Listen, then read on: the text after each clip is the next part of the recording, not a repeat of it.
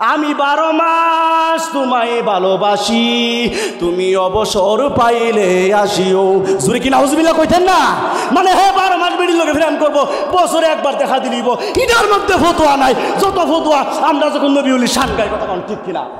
পুষি মাকে কাটে না বুঝি এই শীতে, একটুকি পারো নাই কোনো খোঁজ নিতে, আসছে মাসে না ওই ফতুর দিও,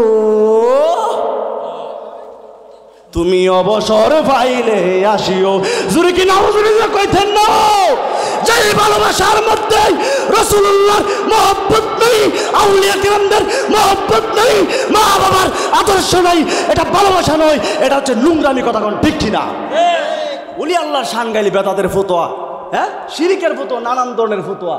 যাই হোক আমার যুবক ভাইরা, খাজা বাবা মারহাবা গেছিল নবীর গণগান। খাজা বাবা মারহাবা গেছিল নবীর গণগান।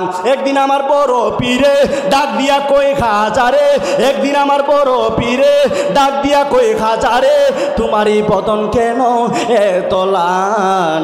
খাজা কই পীরে রে, খাজা কই পীরে রে, 3 দিনের অনাহারে রুহের খুরাক আমার সামাগার। খাজা বাবা মারহাবা গেছিল নবীর গণগান। জুরে কোন বাজান আল্লাহু আকবার। ও যুবক বন্ধুরে, এখন ওলি আল্লাহর দরবারে আমি যে গানটা গাইলাম, এখন বেদাতের ফতোয়া লাগাই দিব, শিরিকের ফতোয়া লাগাই দিব, আছে না নাই? জুরে কোন আছে না নাই? এটা তো গান না। পাগলা যখন গান গা, আমি 12 মাস তোমায় ভালোবাসি, তুমি অবসর পাইলে আসিও। জুরে কি নাউজুবিল্লাহ কইতেন না? মানে হে 12 মাস বেড়ি লোকে প্রেম করবো, বছরে একবার দেখা দিলিব, এটার মধ্যে ফতোয়া নাই। যত ফতোয়া আমরা যখন নবীউলি শান গাই, কথা কোন ঠিক কিনা? পুষি মাকে কাটে না বুঝি এই শীতে, একটুকি পারো নাই কোনো খোঁজ নিতে, আসছে মাসে না ওই ফতুর দিও, তুমি অবসর পাইলে আসিও। জুরে কি নাউজুবিল্লাহ কইতেন না? যেই ভালোবাসার মধ্যে রাসূলুল্লাহর মহব্বত নেই, আউলিয়া কিরামদের মহব্বত নেই, মা বাবার আদর্শ নাই, এটা ভালোবাসা নয়, এটা হচ্ছে নোংরামি। কথা কোন ঠিক কিনা? ওলি আল্লাহর শান গাইলি বেদাতের ফতোয়া, হ্যাঁ শিরিকের ফতোয়া, নানান ধরনের ফতোয়া। যাই হোক আমার যুবক ভাইরাম, আমি ওই দিকে গেলাম না, আমার সময় বড় কম, আমি অল্প সময়ের ভিতরে আলোচনা গুছায় ফেলবো। ওই মুহূর্তে খাজা উসমান হারুনি বলতেছে, না না না, আমি যে দেবদেবীর পূজা করতেছি তার পূজা করা যাবে না, কারণ সে নিজে রক্ষা করতে পারে না, সে আমারে কিভাবে রক্ষা করবে? এবার কই না না, আমি তার পূজা আর করবো না, আমি নিরাকারের পূজা করব।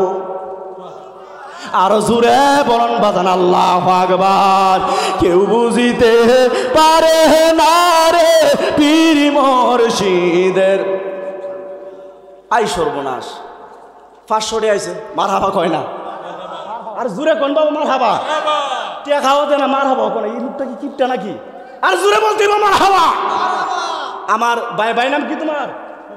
মোহাম্মদ ফয়সল মিয়া আমার শান শুনে দিছে 500 টাকা। মারহাবা কোন বাজান? তে বলতেছে হুজুর খাজা বাবার আরেকটা শান গাইবেন।